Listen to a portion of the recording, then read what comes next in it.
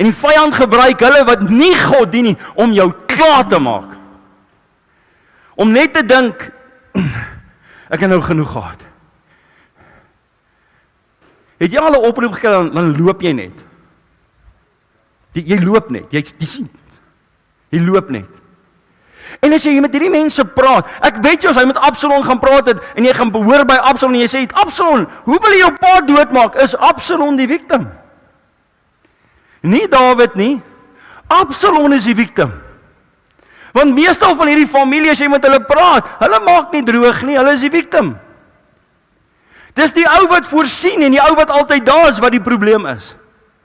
En dan begin hulle kwaad raak vir jou guns, wat die Here oor jou lewe vir jou het, omdat jy hom dien. En dan sê jy vir hulle, begin net die Here dien. Het jy al ooit vir jou boetie of sussie gesê, ons was in dieselfde skool, ons kom in dieselfde